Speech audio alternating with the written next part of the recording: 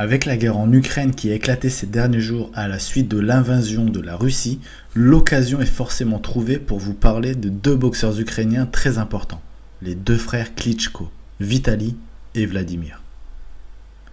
Bienvenue dans l'arène, c'est l'épisode 27.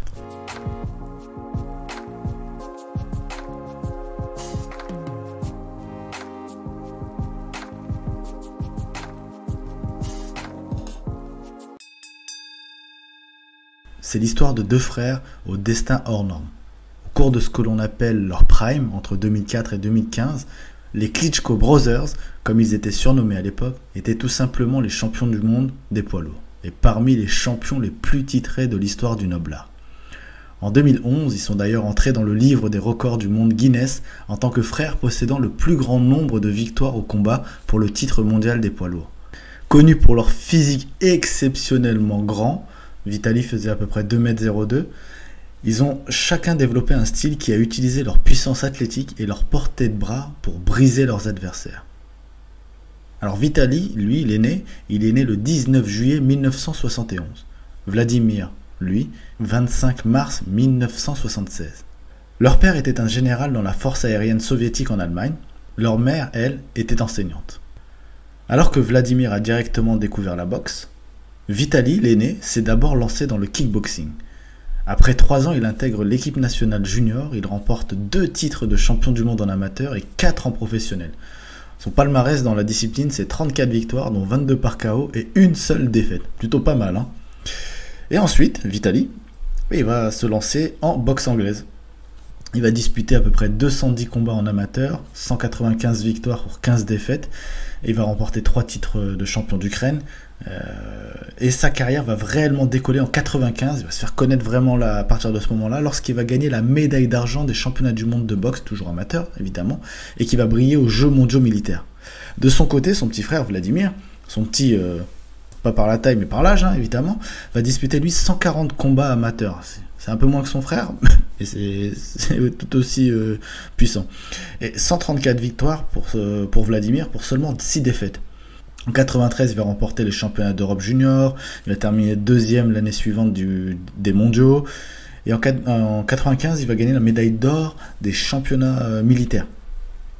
Et en 96, alors que c'est les Jeux Olympiques d'été à Atlanta, c'est forcément un moment très attendu pour les boxeurs amateurs, mais en fait les frères Klitschko ne pourront pas y participer tous les deux. Il n'y aura que Vladimir, parce que Vitali est contrôlé positif à la nandrolone. Dans son autobiographie, alors il expliquera que c'était à cause d'un traitement pour une blessure à la jambe. Du coup, il n'y a que Vladimir qui y participe, et Vladimir va remporter la médaille d'or dans la catégorie des poids super lourds. C'est le début de la légende. Quelques mois plus tard, les deux hommes vont découvrir le monde professionnel le même soir, c'est à Hambourg en Allemagne, le 16 novembre 96. Les deux vont s'imposer, et là, petit à petit, ils vont gravir les échelons dans une catégorie où l'hégémonie des Américains et des Anglais commence légèrement à s'estomper. Voilà, c'est fini l'époque des Mike Tyson, Evander Holyfield. On a Lennox Lewis qui est encore là, mais voilà, vous allez vite comprendre que petit à petit ça va tourner et que les titres mondiaux vont passer à l'Est, plus particulièrement en Ukraine, et les Klitschko vont vraiment tout ramasser. D'ailleurs, en juin 99, c'est Vitali qui va remporter le titre WBO des poids lourds. Il va le défendre avec succès à 2 reprises, puis il va le perdre contre Chris Bird. Et 6 mois plus tard, c'est là où c'est assez marrant, c'est ce qui va souvent se passer dans l'histoire, Vladimir va venger son frère et va détrôner Bird au point. Du coup, Vladimir va défendre cette ceinture à plusieurs reprises, à peu près 5 fois, jusqu'à connaître une défaite contre Corey Sanders en mars 2003. Dans le même temps, Vitali Klitschko, lui, il a tenté d'affronter Lennox Lewis, mais sa tentative a échoué. C'était pour la ceinture, notamment les ceintures WBC et IBO. Et en avril 2004, Vitali va s'imposer contre Corey Sanders. Donc, Corey Sanders qui avait battu un peu plus tôt son frère.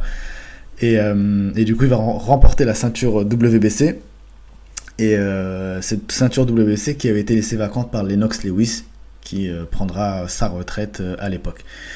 Donc Vitali, qui détient la ceinture WBC des poids lourds, va la défendre à plusieurs reprises, jusqu'à prendre sa retraite en fin 2005 en raison de plusieurs blessures. De son côté, on revient à Vladimir. Vladimir va rebondir, lui, il avait perdu dernièrement, comme je vous l'ai dit, il va revenir et en fait il va détrôner Burns pour la deuxième fois pour le titre IBF en avril 2006. Donc là il détient une ceinture mondiale. On revient à Vitali. J'essaie de jongler, de faire un peu de ping-pong, j'espère que vous suivez bien. Après une interruption de carrière de 4 ans, Vitali lui va revenir en 2008 pour décrocher la ceinture WBC qu'il détenait auparavant mais qu'il avait dû abandonner à cause de ses blessures. Et du coup, on a Vladimir qui est déjà champion du monde des poids lourds avec la ceinture WBO et l'IBF et l'IBO. Et c'est la première fois donc de l'histoire que deux frères sont champions du monde en même temps dans la même catégorie, tout simplement. Donc Vladimir, WBO, IBF, IBO, Vitali, la WBC. En juillet 2011, Vladimir va s'ajouter une nouvelle ceinture, la WBA, ce qui signifie que les frères Klitschko détiennent tout simplement toutes les ceintures. Toutes les ceintures de la catégorie des poids lourds sont la propriété des frères Klitschko. Assez dingue. Et pendant 2 ans, 5 mois et 13 jours, ça va rester leur propriété. Personne au monde ne va réussir à les détrôner. Pendant 2 ans, 5 mois et 13 jours. Juste dingue. Donc la logique, forcément, elle aurait voulu que les deux frères s'affrontent pour l'unification des titres. Mais ils ont promis à leur mère depuis leur tendre enfance, c'est leur mère qui leur avait demandé de ne jamais combattre l'un contre l'autre. Et ils ne vont jamais s'affronter sur un ring. C'est beau. Du coup, Vitali va réussir à conserver le titre WBC des poids lourds jusqu'au 15 décembre 2013, lorsqu'il décida de prendre sa retraite pour laisser place à ses ambitions politiques en Ukraine. Et après la retraite de Vitali, Vladimir va continuer lui à régner et va défendre avec succès toutes les ceintures de titres qui restent, à l'exception de la WBC que son frère détenait mais qu'il a donc abandonné. Et Vladimir va les détenir jusqu'à sa défaite en novembre 2015 contre le fameux Tyson Fury. Et ouais, Tyson Fury. Maintenant que vous connaissez tous sous le nom de Gypsy King. Sauf qu'à l'époque, donc, il y avait un contrat qui était passé avec Tyson Fury pour, en cas de défaite, un match retour. Sauf que Fury, c'est assez marrant pour l'histoire parce qu'aujourd'hui c'est lui qui réclame de combattre tout le monde, mais Fury à l'époque il a repoussé plusieurs fois la date de cette revanche à cause de plusieurs blessures, etc. Puis avant d'annoncer qu'il allait suspendre sa carrière à cause de problèmes personnels. Il a eu des problèmes d'alcoolémie, de drogue, etc. Il a failli se suicider même. Et du coup, ces titres de champion du monde vont devenir vacants. Klitschko, Vladimir, donc, va affronter 2 ans plus tard, en avril 2017, le nouveau champion IBF, que vous connaissez, qui s'appelle Anthony Joshua, dans un combat pour les titres, donc justement WBF et WBA vacants. Et on s'attend à ce que ce soit en gros c'est pas David contre Goliath, mais c'est le jeune loup contre l'ancien patron des rings. Et c'est un combat d'ailleurs que je vous invite à aller voir, à aller revoir, parce que c'était magnifique, c'était vraiment c'est incroyable ce qui s'était passé. Et c'est Joshua qui va remporter le combat par arrêt de l'arbitre au 11e round.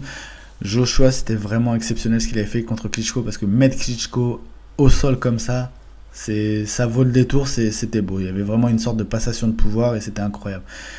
Et le 3 août 2017, quelques mois après cette défaite, Vladimir décide de prendre sa retraite après 11 ans de règne. Il est aujourd'hui considéré comme l'un des meilleurs boxeurs de l'histoire. Il n'y aura pas eu cette revanche contre Anthony Joshua, mais voilà, tout le monde se disait de toute façon que même s'il y avait une revanche, Klitschko n'aurait pas pu l'emporter tellement Anthony Joshua était vraiment, vraiment au top. Et du coup Klitschko va donc annoncer, comme je vous ai dit, sa retraite, et il va se concentrer dorénavant sur ses activités entrepreneuriales et philanthropiques. Et au total, les frères Klitschko, qui ont conjointement d'ailleurs lancé des petites sociétés de promotion de la boxe professionnelle, ils ont souvent recruté des jeunes boxeurs qui étaient amateurs. On se souvient qu'ils avaient tenté d'avoir Tony Yoka avec eux lorsque Tony était devenu champion olympique en 2016. Voilà, ils ont essayé de recruter plusieurs jeunes pour les faire passer professionnels et leur offrir une carrière, jusqu'à laisser un petit peu tomber ce process, parce que Vitali notamment, il s'est très concentré sur la politique, mais je vais y revenir juste après. Du coup, ils ont un record combiné, les frères Klitschko, de 109 victoires, 94 KO et seulement 7 défaites, dont 46 combats pour le titre mondial, ce qui est juste dingue, tout simplement dingue. Les deux frères, comme je vous l'ai dit, sont considérés comme les meilleurs boxeurs poids lourds de leur époque. Leur boxe était juste dingue, ils savaient mettre KO, ils pouvaient mettre KO n'importe qui, c'était vraiment fort. En fait, c'était pas c'était pas aussi spectaculaire que qu'on va dire avec les Américains à l'époque, avec Holyfield, Tyson et compagnie. Ça paraissait un peu lisse, un peu froid. C'était l'Est en fait, tout simplement, les boxeurs de l'Est, mais c'était redoutablement puissant et régulier, et ça faisait mal. Et en Ukraine, les combats ont été vus des millions de fois. À chaque combat, il y avait au moins entre 10 et 20 millions de personnes qui étaient devant sa télévision. En Allemagne, c'est pareil, parce que c'est là où ils combattaient souvent. Du coup, ils étaient très appréciés. Évidemment, il y a eu les critiques. Leur règne était le résultat pour certains d'un paysage poids lourd assez dépourvu de compétition. Les époques précédentes, forcément, il y avait beaucoup plus de combattants, de classe mondiale. Je sais pas, à l'époque de Mohamed Ali, on avait George Foreman, Joe Frazier. Mais dans les années 70, comme je vous l'ai dit, dans les années 90, parce que c'était la fin, on avait Tyson, Lewis et Holyfield. Eux, voilà, les gens diront qu'il y avait personne autour. Et il y a aussi le style qui a été pas mal critiqué. Comme je vous disais, c'était l'Est, c'était froid. Il y en a qui considéraient ça comme ennuyeux ou assez robotique même. Mais voilà, on peut pas leur enlever ce qu'ils ont fait. Et c'était assez incroyable d'avoir autant de victoires et de titres. Aujourd'hui, ce qu'ils sont devenus, c'est surtout en fait Vitali qui fait parler de lui. C'est pour ça que j'avais envie de faire cet épisode, parce que Vitali s'est lancé en politique, comme je vous l'avais dit tout à l'heure. Il a d'abord commencé par les élections municipales, il a gravi les échelons, donc les élections municipales de Kiev, la capitale ukrainienne, en 2006, en tant que tête de liste d'une coalition. Il avait un programme basé sur la lutte contre la corruption. Il va terminer deuxième à l'époque. En 2010, il va prendre la tête d'une alliance démocratique dans le pays pour la réforme. Il va être tête de liste ensuite pour les élections parlementaires en 2012, et il se fait élire député. Et son parti remporte un total de 40 sièges, donc il va commencer à prendre vraiment du galon et du pouvoir au sein de l'Ukraine. En 2013, Vitali va devenir un des leaders des manifestations pro-européennes en Ukraine. C'était déjà le début des tensions avec la Russie. Et d'ailleurs, il envisage l'année suivante, en 2014, de se présenter à l'élection présidentielle à la suite de la destitution du président Viktor Yanukovych, avant de finalement se désister. Et c'est Petro Poroshenko qui va se présenter. Et finalement, Vitali va être élu maire de Kiev le 25 mai 2014. Il sera réélu pour des nouvelles élections un peu plus d'un an après, en novembre 2015. Et en octobre 2020, il est d'ailleurs réélu avec 50,51% des voix. Et aujourd'hui, il fait encore parler de lui, parce qu'avec le début de la guerre et la Russie qui est entrée justement sur le sol ukrainien, lui, il a confié à plusieurs reprises qu'il était prêt à prendre les armes, tout comme son frère. On va voir ce que ça va donner, mais on espère pour eux que tout se passera bien. La défense de la nation, de toute façon, ça a toujours été dans leur cœur et dans leur sang. Comme sur le ring, ils savaient se défendre, et ils donneront tout pour se défendre, pour la patrie.